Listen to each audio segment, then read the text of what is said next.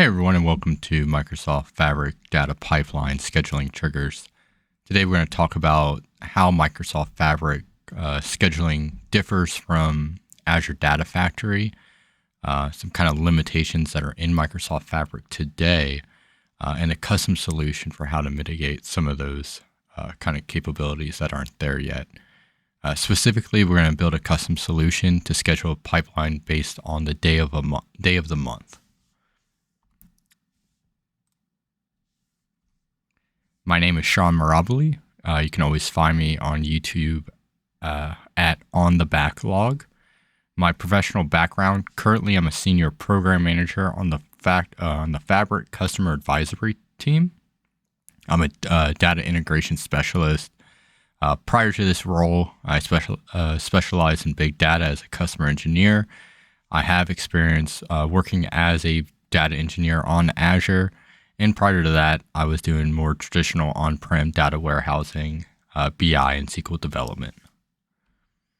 So if you're coming from Azure Data Factory, you're kind of familiar with all the different scheduling options or triggering options you have. In Azure Data Factory, you can schedule or trigger a pipeline to run on some schedule, whether that be day, week, hour, month, right? And that same capability also lives in Fabric. However, that's where we're going to get into some of the nuances there, and specifically what isn't available in Fabric today with the scheduling trigger.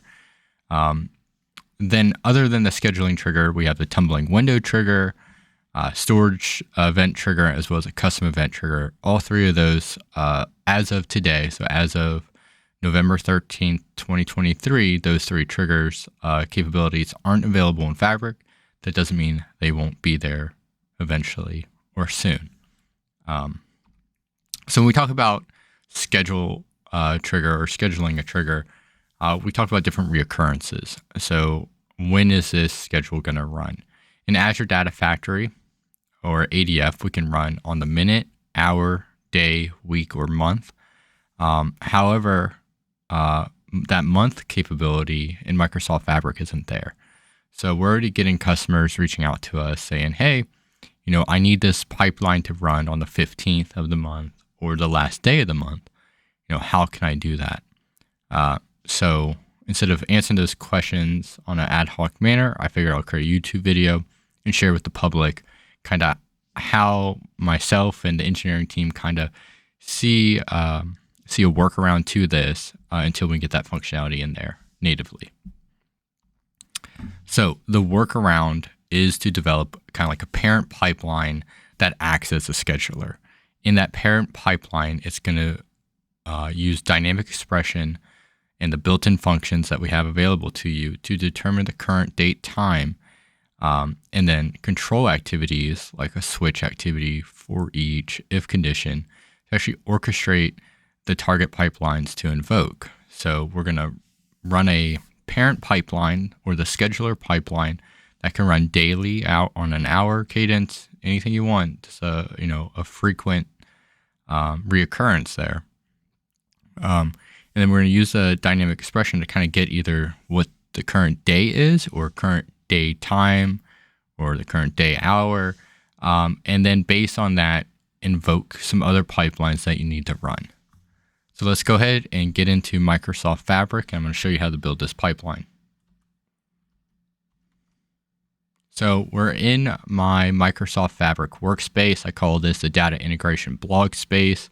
As you can see, I already have a few pipelines out here.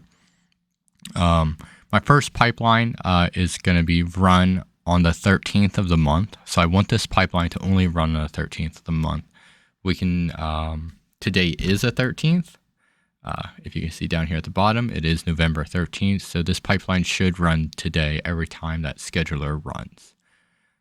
All right, and I'll show you at the end, or I'll talk to you at the end about how to kind of enhance this capability to make sure it only runs once.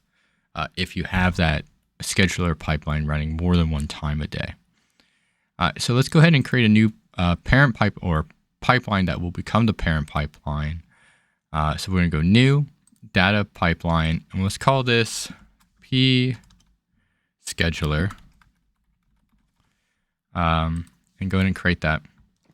So, your schedule is going to be impacted by the time zone, right? So a lot of us might not be working out of UTC, might be working, in my case, in Eastern Standard Time.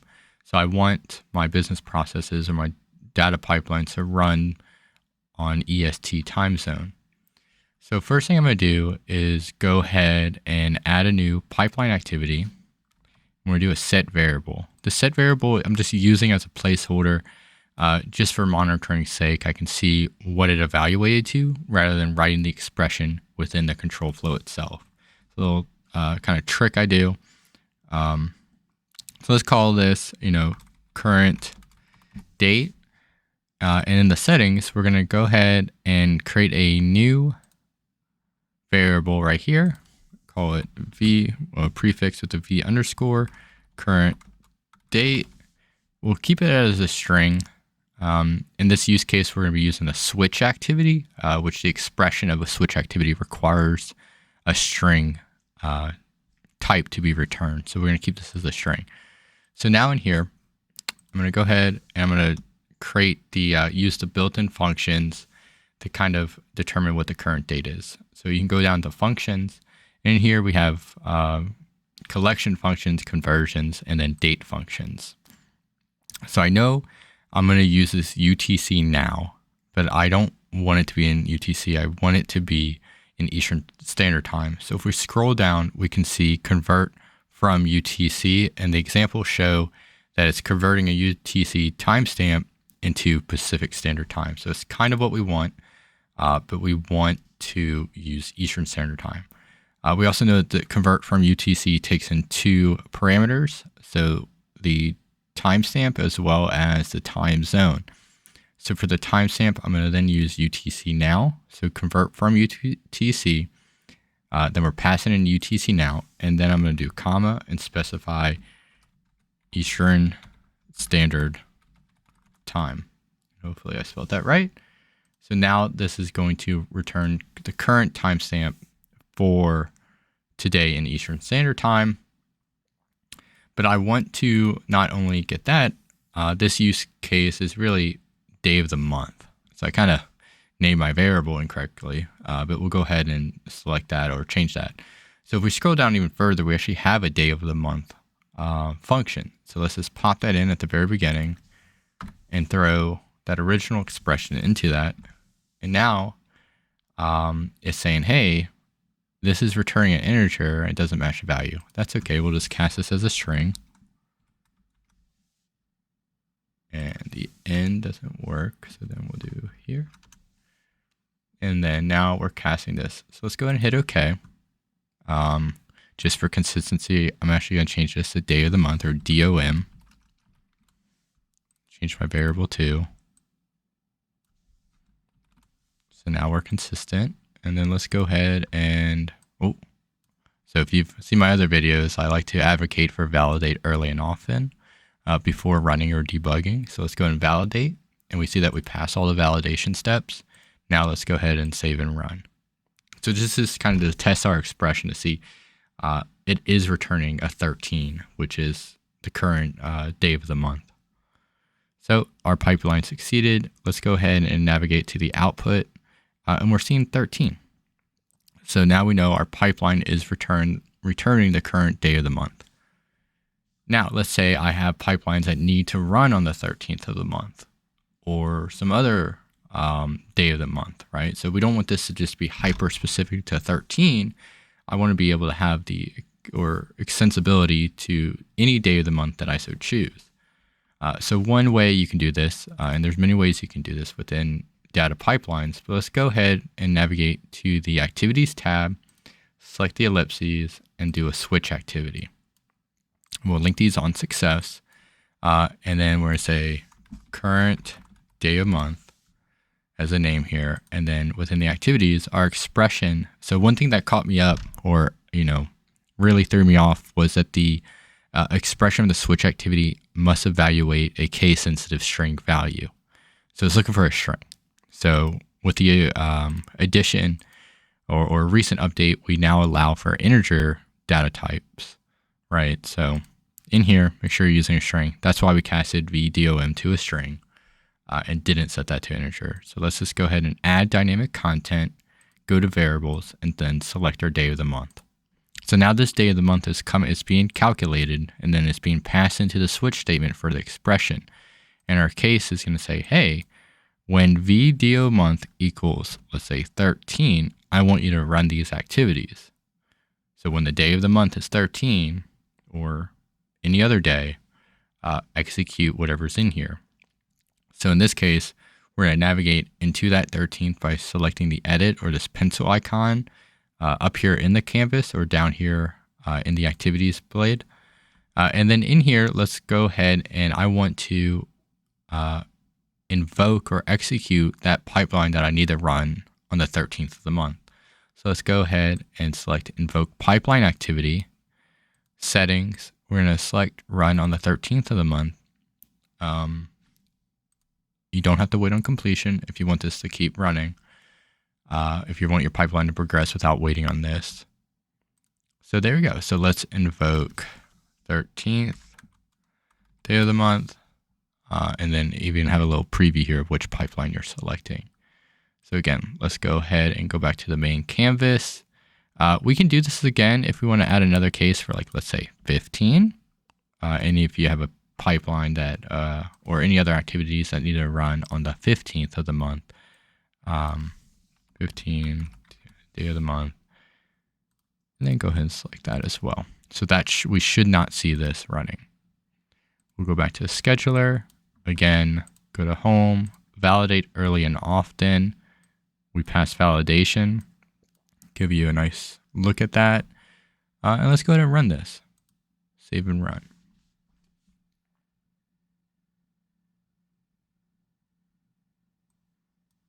So we see down here in the output blade, our pipeline ran successful. Engineering is working on improving this monitoring experience. If you see missing activities, that's okay. We are addressing that. Right now, if you're running pipelines and you need to see those activities, it's recommended we go to view run history, and then we'll go ahead and select on this one that we just ran. And then here we can see that our switch activity did get executed in our invoke 13th of the month. So if we go here, the expression was 13. And that is how you can kind of develop a workaround to schedule a data pipeline to run on a specific day of the month. Now, you can extend upon this in many ways. Some ways are, you don't have to use a switch statement. If you don't like this format, you can do if activities and just have a chain of if activities checking the day of the month or time, hour, anything like that. Another approach you can have is some kind of configuration mechanism, either like a config file, a config table, or scheduling table, or a table that says, hey, on this kind of schedule, I want to run this kind of like pipeline, right? So your data pipeline can then read from that using like either a get metadata or a lookup activity or script activity, read for that config file, and then loop through that schedule, and then invoke any of those pipelines that match on that criteria. All right, so we're going to go ahead and pivot to how to calculate and get the last day of the month. This is a little bit more tricky, but I've broken out and already developed a pipeline. So we're just going to go ahead and walk through this so you all get a sense on how to do or how you might go about calculating getting the last day of the month, and then comparing that to the current day of the month. And then if those are equal, then doing some operation. So as we saw earlier, we are calculating VDOM. Just a reminder, we're converting the current UTC now into Eastern Standard Time, taking the current day of the month, and then casting that as a string, because we knew previously we were consuming this variable inside a switch statement, which requires a string value. To get the last day of the month is a little bit trickier. We'll kind of walk through that. So if we look over here, it's kind of a lot going on, but let's just go ahead and step through that and talk about why we're doing what we're doing. So if we go down to the date functions, we can see that we're using day of the month again, add to time, start of the month, and as well as convert from UTC. So a little bit of replicated information. The difference is that we're using this add to time function twice, as well as the start of the month. So why isn't there an end of month? Well, if you want that, please go to ideas.fabric.com and submit a request for that function to be added. However, if we look down here, we do have get future time, get past time. This would be okay if you were allowed to specify the time zone. However, this is just using the current UTC, so we can't use get past time. So the idea is we're going to calculate what is 1 month from today. So we're going to add to time the current UTC or current time in Eastern Standard Time. We're going to add 1 month. Then we're going to get the start of that month. So in this case, we're adding 1 month to November 13th. That's going to produce December 13th. We're then getting the start of that date. So the start of December 13th is December 1st. Then we're going to add to December 1st minus 1. So really subtracting a day from the first of the month, which is going to give us the last day of the month, whether that be the 30th or the 31st and so on. Then we're going to go ahead and do what we did with DOM and get the day of the month. So again, we're calculating the current UTC in your time, in your desired time zone. Then we're adding a month to that, getting the start of the month from that, then adding or really subtracting 1 day from that to give you the current day of the month of today. Then once you have that, and we can go ahead and just look at the output and say V day of the month is the 13th. And then the last day of the month is the 30th. So if we look, we know November has 30 days in it. So how do we compare these two values? We can do an if condition, and within your if condition, you can do an expression using the equals function and just saying, hey, are these two variables equal to one another? And I'm running on this. We know that 13 is not equal to 30. So we have a on failure or on a false condition. I just set a message saying, hey, today is currently the 13th day of the month. The last day of the month is 30. So I hope that was helpful in teaching you how to calculate the last day of the month. You can then do a invoke pipeline in the true condition if you want, to kind of run whatever pipelines you need to run on the last day of the month. If you're doing the first of the month, that's easy with that built-in function, start of the month.